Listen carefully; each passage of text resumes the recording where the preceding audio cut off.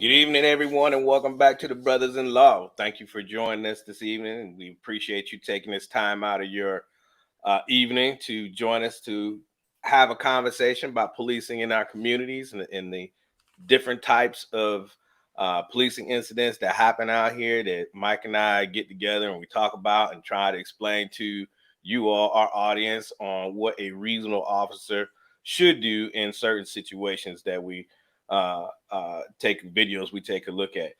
So we got a good one for you tonight. Again, this is dealing with a gentleman out of St. Petersburg, Florida, if I'm not mistaken, Mike, Yeah, that St. was tased by a police officer, and the officer ultimately ended up losing his job. So we're going to discuss that and see if this is what a reasonable officer should have done in a situation like that. So before we get into it, as usual, like, share, and subscribe to our channel over on YouTube, and hit that like button over for us over there on Facebook as well for us. And if you don't know us, I'm Corey Taylor, and I'm a former Virginia State Trooper and prior military. Mike is a 26-year veteran, police officer, retired, and also a former Army guy. And so between two of us, we bring a lot of experience to the table. And Mike, welcome. Hey, thanks. I see you, Tom. Thanks for joining us, all our viewers. Yeah, Corey, we got a good one today. I mean, yeah, a lot of people when you talk about tasers, you know, there's there's a lot of things that get involved with the use of a taser, like when you should and shouldn't use a taser, and how long you supposed to use the taser, or how many times. And we're gonna get into that a little bit. In our department, when I was an officer, we carried tasers for quite a while. So naturally, we had a policy that was governing the taser use. Now, for our viewers, I would encourage you to sometimes, if you go online, you can find your local police department's department policy online about a particular situation. I know that's where we can find ours online with the agency that I work for. You can go to the city's website and find our police department policy online and look at that policy for yourself. Now, this incident that happened in St. Petersburg, Florida, unfortunately, I wasn't able to get their department policy, but I do have a department policy that theirs might be similar to. I don't know, but it could be comparable, and we're gonna get into that after we watch this video. Mhm. What you think, Corey? Yeah, and to piggyback off you just a little bit, there are policies out there that you can see online, or just go down to your local PD and ask them what their policies are on certain things, Sure. and they'll be open with you and be willing to share that policy with you. Now, I don't know about the state police department now. I know they don't care, still have tasers, but I don't know if they're in their works of still trying to get them or not. We when I was on the force, we did not carry tasers, so it was something uh, that I wish we did have, but we didn't. So, sometimes in certain situations that I would get into, I mean, yeah, I would have to pull my service weapon out, or I'd have to use another tool on my belt Mhm. to gain control over an individual. So you will get into all that. This is a relatively short video. It's about 3 minutes and 47 seconds, somewhere around there. So we'll try to hold off on our comments and let you watch the video. Now, keep in mind, we want you to put yourself in the officer's position and ask yourself, is this what a reasonable officer would do? You're a reasonable person. We believe that all our viewers are reasonable people. So put yourself in that mindset of a reasonable person, and what would you do? Now, and keep in mind, your overall responsibility is gain control of the situation, and you must get this individual arrested, get him detained, and get him in cuffs and into the squad vehicle. So think about those things, and think about the tools you have on your belt to Mhm. gain control of the situation. Keep those things in mind as you watch this video. Mike, you any last words? I'm gonna go ahead and set this up. Yeah, just to set it up, I set it up, set the video up. So this was a call about I believe he was a known panhandler in this particular area. at this particular gas station. And the officers were called here for a call for service because the property owners or the people in charge of the property at that time wanted this person what we call trespass. Basically, they wanted him to leave and wanted officers to let him know that he was not allowed to return to that place of business. So that's what's happening here. That's why the officers are called here. And during the call for service, after contacting this guy, they confirmed that he had about 5 warrants in the system and he needed to go to jail. And you'll see him here sitting in a wheelchair. That's not necessarily because he's handicapped. He can get up and walk. Right. Matter of fact, one of the warrants that he had was the result of a bicycle violation. So he was able to walk. He just, for some reason, liked to, roll around in his wheelchair, or when he wants to sit in it, he sits in it and gets up when he wants to get up. So that's what's going on here. So let's go ahead and start that video, and we'll see what happens. All right, here we go. Yeah, it's 3 minutes and 47 seconds. Well, dude, you got a warrant for your arrest because you fought with a law enforcement officer. No. And you had a court date and you never showed up. No, I got no You had cocaine on you, you had paraphernalia on you, you had marijuana on you. Good Lord. So you didn't go to court, so you got a No, warrant. I had a court date. Either stand up or I'm going to place you. I'm saying. Just drop that down. I'm We'll give your bottle of water back. Okay. Well, what court date have? I'm not, we can talk about this. Okay, come on. I'm not on anybody. Stand up. Okay, come on. Can you stand or not? I can stand. You can't stand? What court date? I'm saying, come on out. You can talk to the lawyer when you're in jail. No, there for what? What I did? I already told you you have a warrant for your arrest.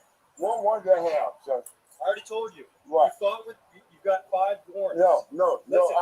Okay. Come on, sir. Okay, I got it. I'm gonna get up. Yeah, If he doesn't, I'm going to take I'm gonna get up. Yeah. Okay. Stand up. Okay. Put your legs in. Put your legs in.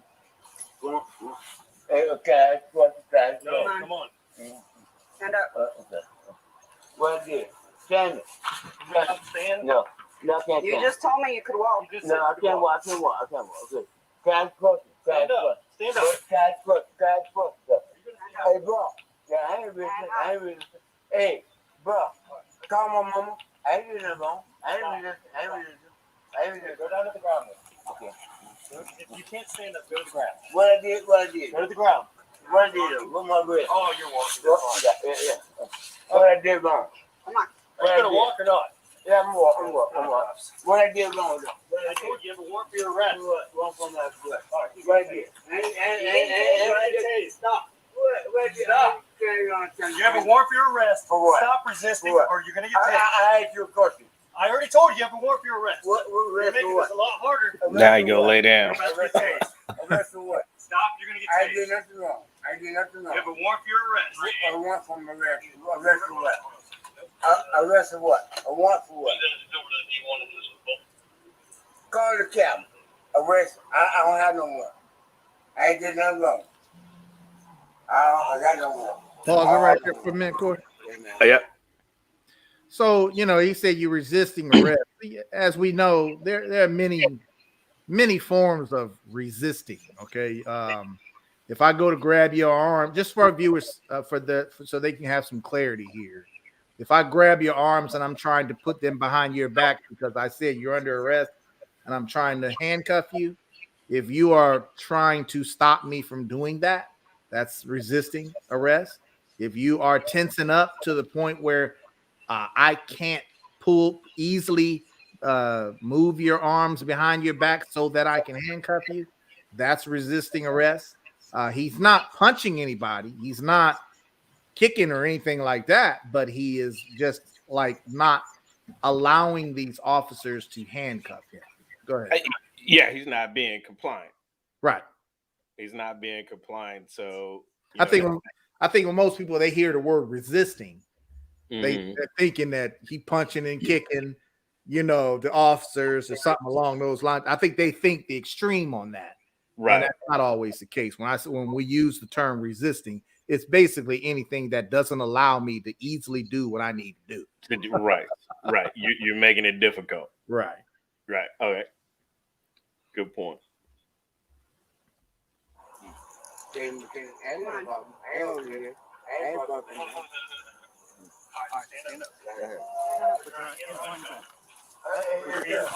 did wrong? What did? Y'all tell me. What I You're gonna get tased. Put your hand behind your back. You're gonna get tased. Stop. What I did though? What I did? Get your hands behind your back. Please, can I talk? Can we talk, please? Can we talk? Yeah, can we talk? Can you call my mama? Call my mama, please. Stop. Yeah, right here. Stop. I ain't even get your Stop. Yes, you are. Put your hand behind your back. Okay. What's going on though? Put your hand behind your back. Put it behind your back. Ain't in the wrong. Ain't in the wrong. Put your hand behind your back.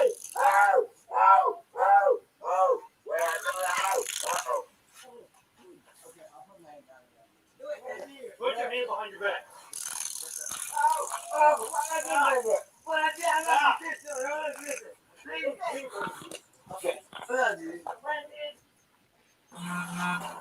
And that's it. Yeah, they ultimately get him arrested and Yeah. put him in the jail. Right, So- Zach. There's that resistance right there at the end. Yeah, and Yeah. you know, folks, so ultimately, what happened with this officer in this department, which is normal for most departments, every use of force is reviewed by the police department. Right, every time you get into a use of force, just send up the chain, it's reviewed. You know, make sure everything is good to go, reports are good to go, and you know what they see on the video is whether it's all within department policy and all of that stuff. So in this case, apparently this officer didn't follow department policy. He was in violation of department policy because of the use of this taser. That's the way I understood it.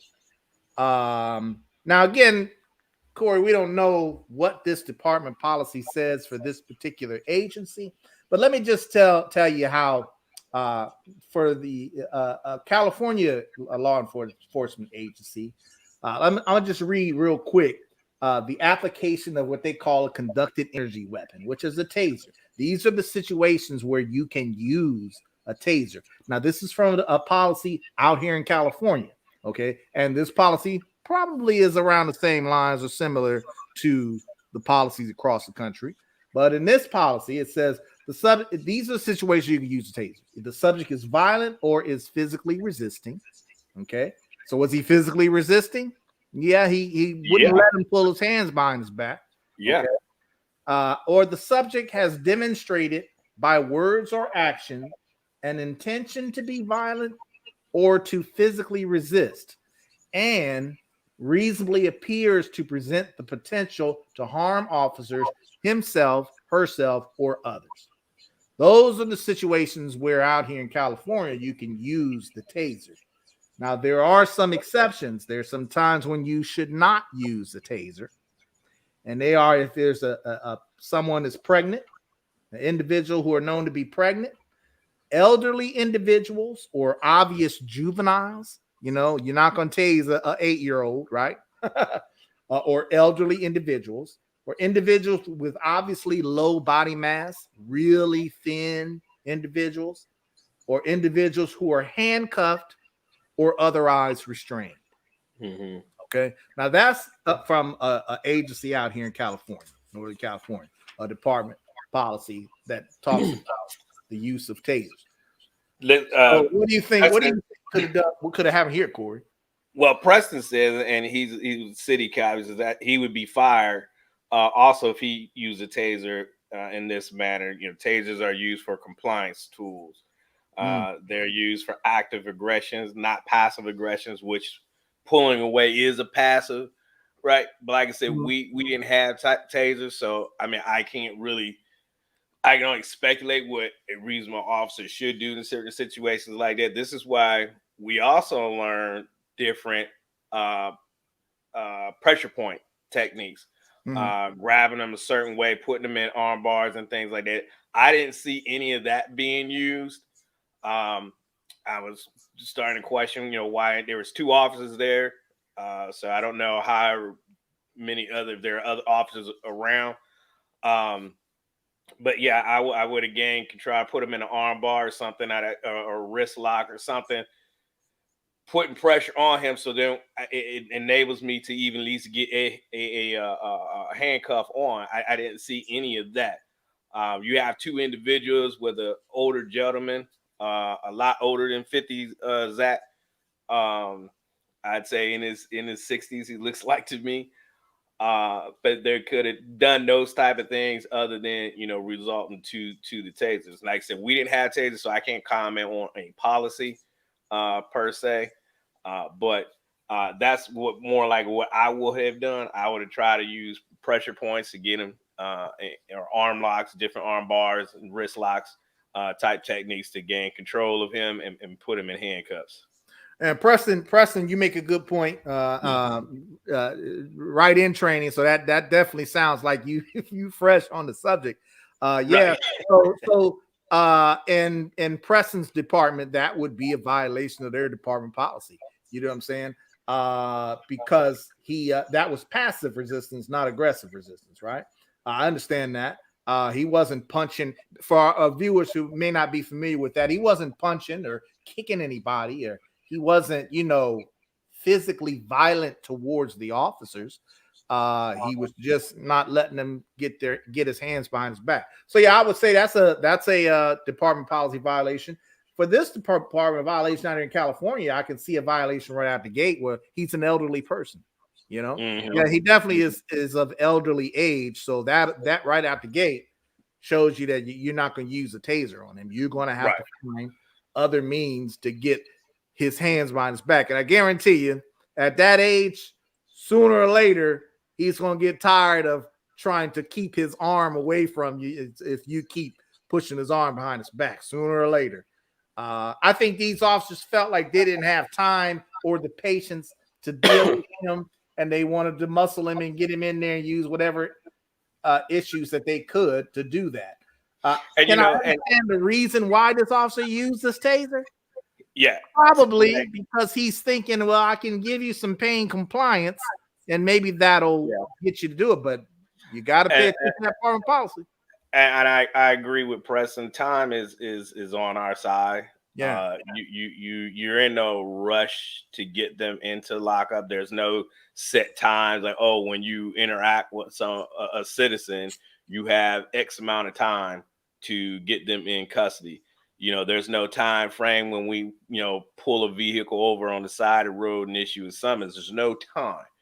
Time is on your side. If I want to take an hour to write that ticket on the side of the road, I'll take an hour to write that ticket on the side of the road. Will we do that? No.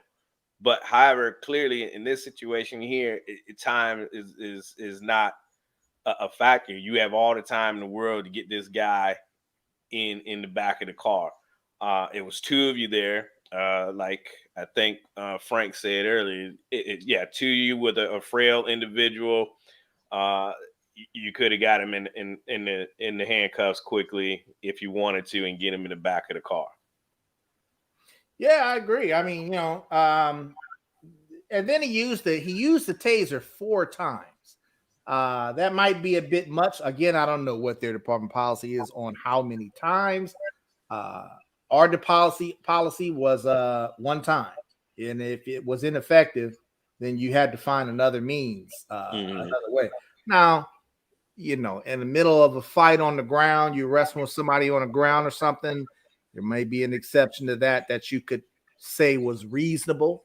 A lot of policies will give you a guideline, and then they'll throw something in there that says, unless the situation determines something different, depending on the whole totality of the circumstances, if you can justify what you're doing, then do it. Now, this officer had been a cop, or at least with this department, for less than 2 years.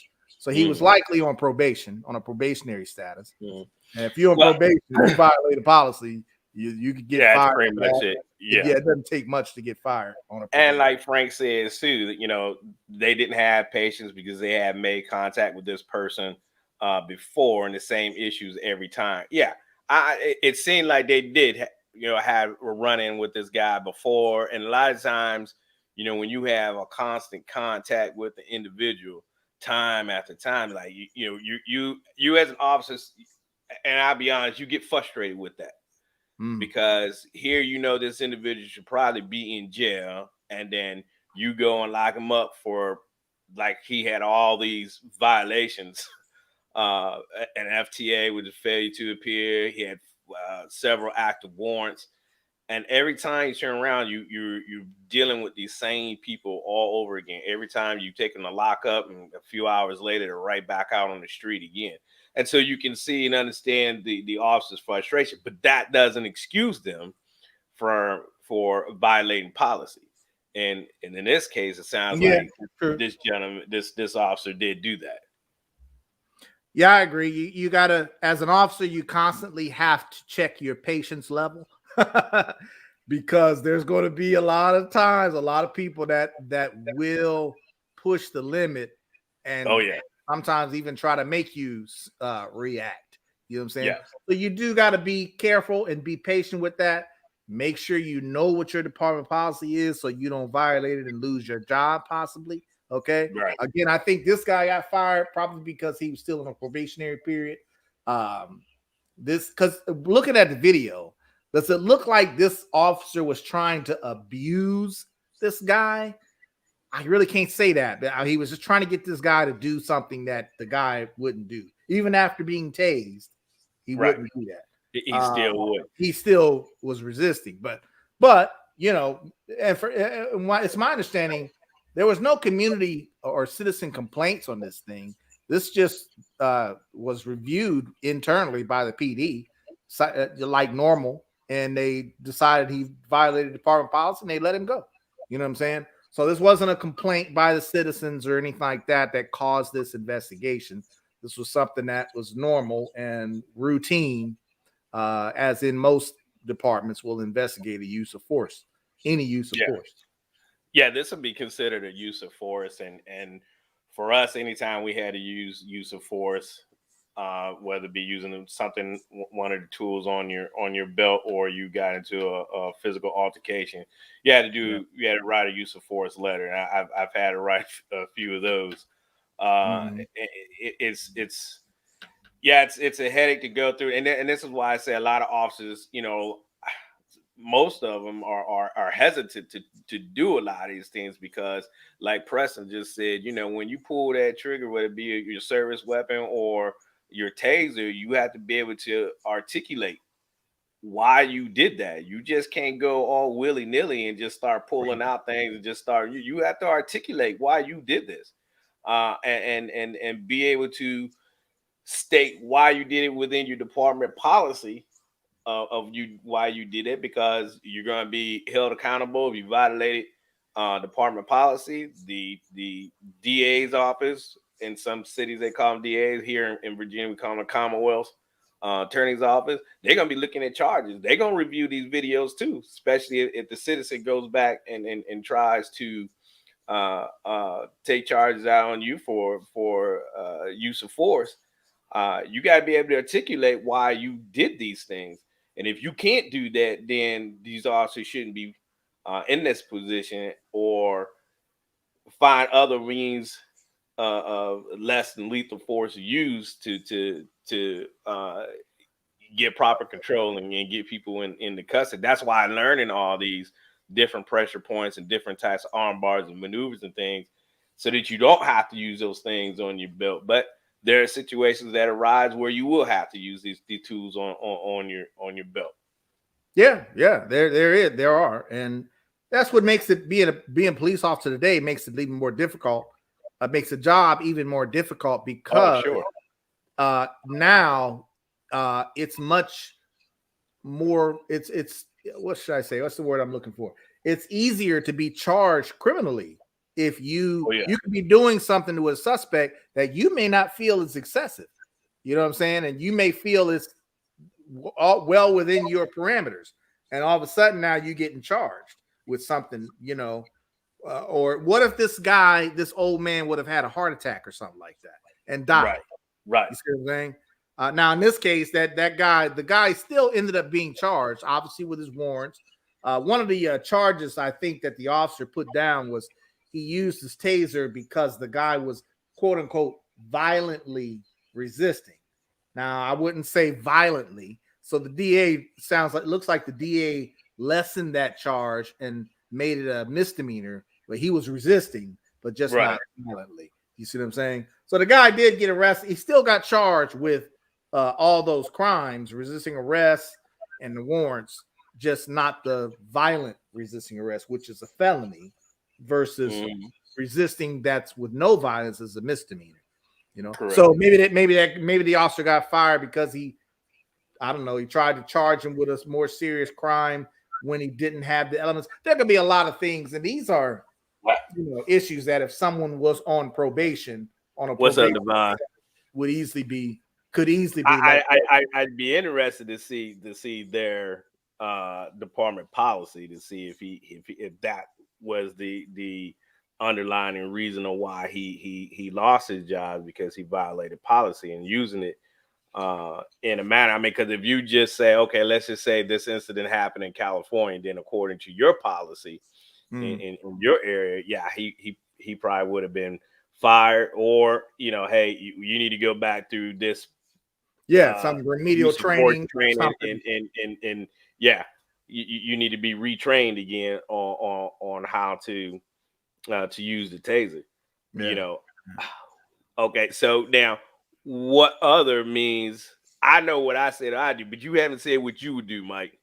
In this situation, I would keep working with his arms to try to get his arms back and back. You said pressure point techniques. There are pressure points on the body that you can try to use.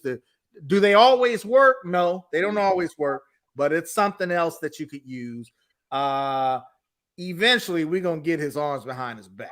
Now, I wouldn't have tased him because he's an elderly person. That would have been my thing for not tasing him, because in our department policy, it was said you can't tase elderly people. You know what I'm saying? So the taser would have been off the block, unless it was something where, again, if the totality of the circumstances change that, then okay. But in general, I wouldn't have tased him because he was elderly. So pressure points, I would have tried to continue. Old man like that, sooner or later, I'm gonna get your arms behind your back. You know what I'm saying? Yeah. So if either I'm gonna lay you flat out and get your arms behind your back or something. Now, again, time is on your side. Yeah. Will it look pretty to the community? No. No. You wrestling with a 60-something-year-old man, an old man. You know what I'm saying? But this is the job, folks. You got to get him arrested some kind of way. You ain't gonna just let him sit in the back of your car uncuffed. Now, this guy could have had any mental health issues. He could have had some drug issues. Just because you old don't mean you can't hurt an officer. Let me make that clear too. He was old, but he was strong enough to resist these officers from putting his hands behind his back. You gotta look at that. Right. You know what I'm saying? Right. And it didn't look like they were trying real hard. It was almost like they had kid gloves on him. Yeah. Because it didn't seem like they were trying to want to hurt him. That's why I think he ended up using the taser because they didn't want to put someone. But I mean, like you said, arresting people is not pretty. No. All right. It's not pretty. If I might have to work on your arm to get it, and I'm gonna get it. And you ain't gonna like how I'm gonna get it. But I'd rather do that than if you leave me no other choice. And if I had to go to the tools on my belt, then so be it. And now, could they have used the OC spray? I don't think it would have been justified for it. I wouldn't have still used it, but I don't think it would have been a problem if they did. It might have been a little better than the taser. It would definitely been better. It's less lethal than the taser. Yeah. So and you would have been better off with that. Like you said, I would like to know. I would have liked to see what their department policy says specifically about taser uses. But obviously, they said he violated department policy, so there must be something in there. He did. You know, it must be something in there that he did that he wasn't supposed to do. It is Yeah. what it is. You know what I'm saying? Yeah. But do I think It this is. guy was trying to hurt this man? No, I can't say that. I can't say he was trying to hurt him. But hey, when you violate department policy, and especially if you're on probation, you probably gonna get fired. You know what I'm saying? Because that's easier for them to fire you now than to wait until you off probation. You got to do a little bit more. Now I wonder if he was voluntold to terminate, or was he flat out terminated? Well, I'm going Because to the assume that he the was reason flat out why, terminated only because that's what you're seeing in the media. The media didn't right, say he resigned. You know what I'm saying? They right, said he was terminated. So whether that how factual that is, I don't know. Like you said, it could have been one of those where the department say, "Look, either you resign or we're gonna fire you." You know what I'm saying? right, And a lot of times they do that because the violation may not be so egregious that it say we don't want you to be a cop no more. You see what I'm saying? mhm, But it might be enough to say, okay, you violated our department policy and you're on a probationary status. We gonna cut our losses right now, and let you go, and we gonna allow you to resign so that you still have the possibility of being a law enforcement officer somewhere else. You know, and right, let this be a learning lesson for the right, most part. Now that could right, have and that's happened. why, I don't know. right, and that's what I was asking. I mean, that could be a possibility, but the way uh the atmosphere is around the country now with law enforcement, I don't think that would be very wise for him to try to go gain employment again in another agency and then end up in the same situation like this again. True.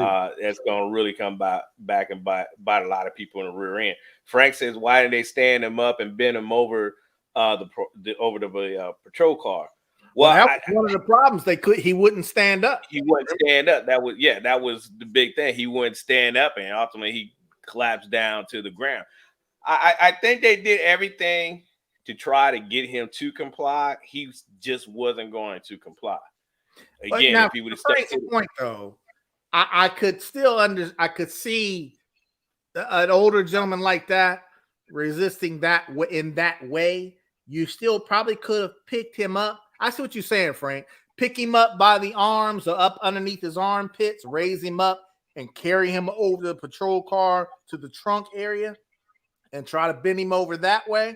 But you know what? That could have looked worse to where the citizens, the public might have looked at that and said, oh man, they look how they handling that old man, just throwing him around or something. So you could have done that, but it might have made it look worse. I don't know. I think them officers thought that he's right here in one place on the ground. Let's just try to get his arms behind his back to cuff him right here where we lay. And once he gets Right. cuffed, then we can worry about getting him to the car. I can see that too. Yeah, I mean, it's all about perception, Frank, though, too. I mean, it's that look that everybody's gonna be looking and seeing. All the video cameras are out, and if that, again, like we just said a few minutes ago, arresting people isn't always pretty looking, and so this could definitely been one of those things that wouldn't have been pretty if they'd have done it that way. But hey, you got to get him in custody, and I think they could have probably tried to done that, but he would have just drug his feet on the ground, and then you gotta look at the capabilities of your shift partner or your backup who is there, and if they're able to assist in that, because he's gonna drag his feet, so he's gonna be pretty much dead weight that you're gonna be trying to carry. True. And so sometimes that's not an easy feat. But I don't know. I think that's what he did. I agreed that he should have been terminated. Especially he was on probation period. As a reasonable officer, no, I wouldn't have done that, especially if it's against policy. And like I said, that's one thing we talked about on Saturday and things when I had Devon riding with me as my training. He'll tell you that's one thing I always drove home was department policy. Department policy says this, department policy says that. Or I would say, hey, show me in department policy where it says talk about this, this, and this. Because you have to be able to, again, articulate yourself. Everything you do, you have to articulate yourself and, Yeah, and explain why you did it. right. That's right. And yeah, I hear you, Tone. I do remember the firearms carry test before you went to the academy. But keep in mind, we was 24 years old when you went to the academy. There's a difference between being 24 and 34 sometimes. You know what I'm saying? Yes, sir. Physically, Yes, sir. you may not be able to carry dead weight as long as you did when you was in the academy. You know what I'm saying? However, you know, I do remember that that's exactly what that may have been like if they would have tried to pick him up and carry him to the patrol car. Yeah, like you saying, and too, Preston, use of force isn't pretty. So when you got to use it, you better make sure it's justified and within department policy, because it ain't going to look pretty. And all it's going to take is somebody to say he or she used abusive methods to do something they wasn't supposed to do. It's messed up that it's that way. If you fighting with the police, look, the way I look at it is if you fighting with police, hey man, you know, you got to expect that you're gonna get fought with, basically. You know what I'm saying? And unfortunately, it has to be that way. But as officers, you got to be careful. Make sure you know that department policy and are working within the scope of your policy. So is this what a reasonable officer should do? Did this officer act as a reasonable officer, or was he way out of bounds on this one? I say he was way out of. I won't say way out of bounds. I say he was. He told that line. Like I said, I'd be 100% more clear on my answer if I knew what their policy was. Right. That's my thing. Can I say that he was way out of bounds? I can't say that. Obviously, he was out of bounds enough to violate department policy. But is his actions what a reasonable officer would do? Yeah. Now that's a good one, because he's what they call drive stunning a subject who is resisting arrest. The subject was resisting arrest. Now, when you look at reasonable, would I have tased that guy 4 times? Probably not. No, I probably wouldn't have. I didn't see a situation where I would just continue to keep tasing the guy. I would almost say too, if he would have just did one and done, he might not have lost his job. Yeah, he may not have lost his job. That's true. I don't think he would have lost his job. I think unless it was had something with the elderly people, like the department. Well, and again, still knowing what the policy is saying. But I think if he would have just still did the one tase and saw that it was ineffective, then I think he would be able to articulate that. Hey, I just tried one time to try to gain control, to get control of his left arm, to put in color. I saw that it didn't work, and we moved on to another technique. I think he would have been. That's a good point, because now you're making me think some other options. You know, if I would have tased that guy one time and saw it didn't work, you could spark your taser up. You can threaten him, say, "Look, I'm gonna tase you again if you don't comply with me," and then you can fire off your taser with the sound. You can do that. Just don't drive it on him. You know what I'm saying? Don't actually tase him. Sometimes the sound alone will get them to comply. Just like racking a shotgun. You know what I'm saying? They hear that rack of the shotgun. Oh, shoot. He means business. Right. And he stops. Right. So you can look at it that way. But see, again, that's something else. You got to look and see what your policy was on that rack and the shotgun like that, you know. And it depends on what condition you're in. Frank says, is there a policy that if the attempt is not effective, then you try another? I let you hand that mic, because like I said, we didn't carry tasers. We did, and in general, in my department where I was from, you could tase someone one time, unless the totality of the circumstances alters that, and you can justify doing it more than once. In general, you should tase them one time, but that's this department of policy that I'm looking at here. Unfortunately, we don't know what Florida's department policy is on that situation. So you would have to look at agency by agency and see what it is. You know what I'm saying? What that policy is in that particular city. Yeah. And Devon says fine. His answer to the question is a fine line, depending on his policies. I mean, there's a other options rather than tase. I mean, we don't have tasers. And he's talking about us. We didn't have tasers, so it's hard to say. So he would have been fought with or sprayed. Yeah, he could have got the OC sprayed. I mean, yeah. yeah. I don't. It's. I mean, you can.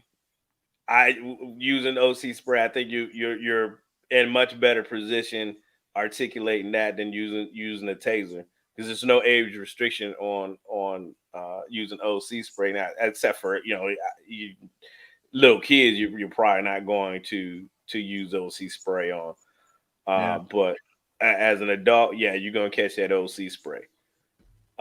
Preston says that. If he had his hand in his waistband, then maybe tase him. Maybe, but again, you can Monday morning quarterback all day. That's true. What if he?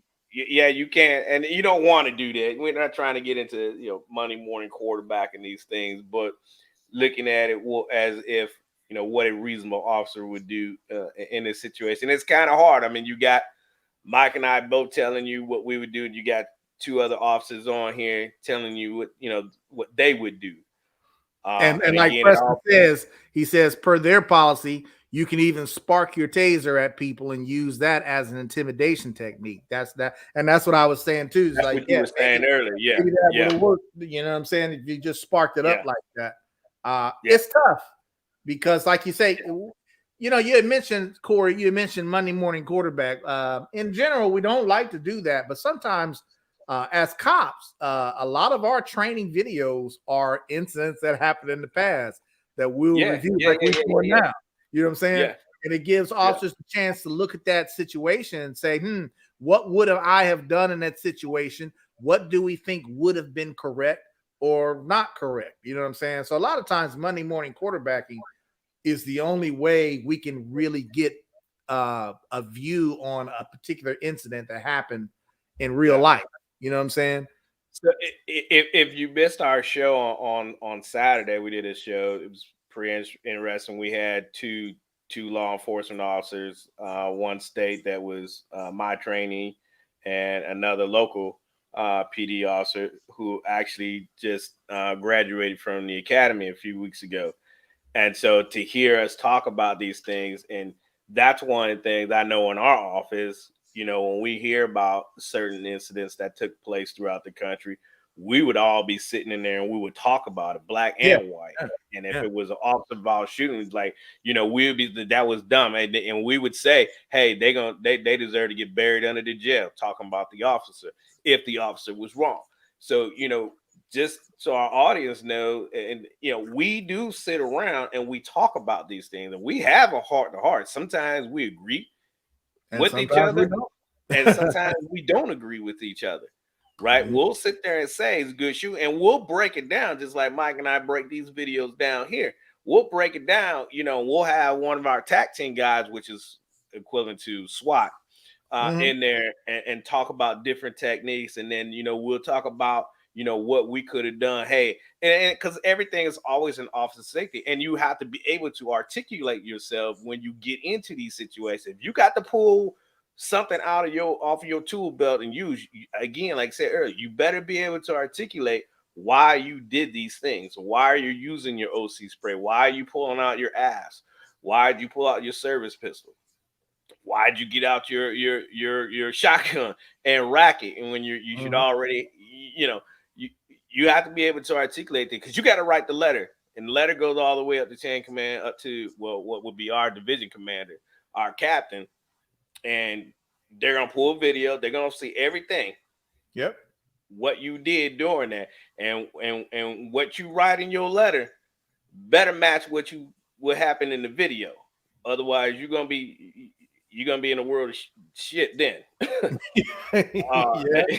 For lack of better words, I'm sorry, forgive me for saying it like that, but that's just the real. So as we sit around. As police officers, the last thing you want to do is be inconsistent in a lie or something, because once you do that, your credibility is shot. So guess what?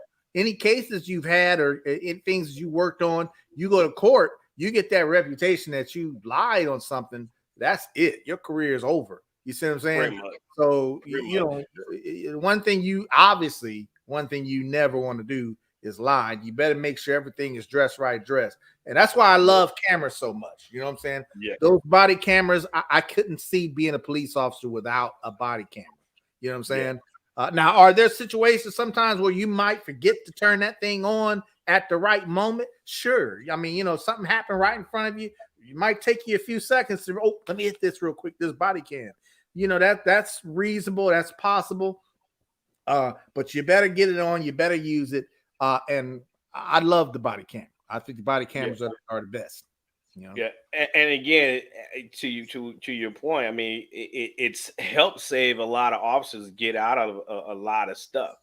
You know, and this is again why we always say, you know, let's wait to see what happened. Let's wait to see this video footage to come out before we, you know, go out and hit the streets and start tearing up and destroying everything. Not saying even if you do don't do that, but you have the right to peacefully protest and voice your concerns of what took place. But you have to wait to see what the video shows.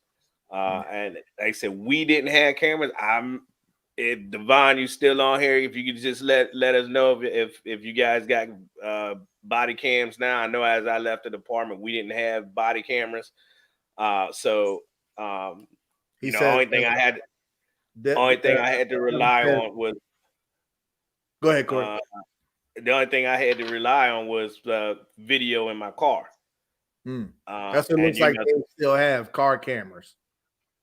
Car cameras are great if you're on a traffic stop and the stuff is in front of your car. You know what I'm saying?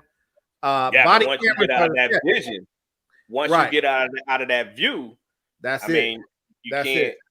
Right. Body cameras are better because it show. I have my body camera right here on my chest, and it showed what I'm looking at. You know what I'm saying? That's what a body camera did. It showed everything that I'm looking at that's in front of me, not the car. I mean, the agencies today who don't have body cams for their officers, I know we got off the subject a little bit, but today, I almost think it's almost irresponsible for departments not to have body cameras on their officers, because the days of just trusting an officer's word, unfortunately, are over. You know what I'm saying? Citizens, they've gotten used to seeing cameras. They want to see it on video. And a lot of times when they see it on video, they still might not agree with what happened. You can still have different viewpoints even when you look at a video. You know what I'm saying? Right. But it's better than having nothing at all. You know what I'm saying? And I think the department is doing their officers actually a disservice by not having body cams on their officers. Yep. I had a chance to see Tone. Yep. I agree with you, Tone. This is a good point. It's all about communication, especially when within the department as a learning tool. And always remember that what we said in the military: stupid questions is a question never asked.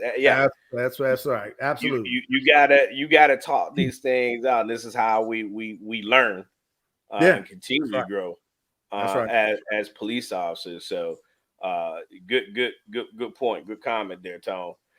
So I think we get to the end here. So we thank y'all for joining us tonight. Like, share, and subscribe to us if you're over on YouTube, and share this out over on Facebook for us. We'd like to reach 1,000 subscribers this year. That's our goal. So help us out by liking and sharing this out to everybody, and get more people on here to join in on the conversation. It was a great conversation tonight. Thank you, Tone, Devon, Preston, Saul, Frank, Zach. Thank you all for joining us tonight. Next week, what we got next week, Mike? We got anything set up yet? I got a couple things up. We probably talk about that. There was an incident where a severely autistic man was tased by officers. I think we'll talk about that one next week, since we got it in the queue. We got it already set up, so ain't no need to, doing too much work unless something new comes out. You know how that happens. We always new video always pops up on the internet. That is a good discussion. So we'll see. We'll see what happens. Yeah. So I also put our conversation we had on the weekend. I also put that in this link too, so you check us out over on YouTube. That video we had for our show we did on this past Saturday, and check that out. I think you all will enjoy that one. And so yeah, we're gonna try to start doing a little more of those like roundtable discussions with different types of people. So if you know anybody that would like to come on our show and then have a conversation with Mike and I, all about policing, let us know. I'll send you the link and you can come on and voice your concern as a parent, as a son, or as a former person who's been locked up and who's had a bad experience with police. Come on, cam up with us, get on camera with us, and let's talk about it. This is the only way we know how to try to make things right and learn from each other. All right. So thank y'all for joining us tonight. We appreciate you. And we shall see y'all next week. Yep. Peace out. Peace.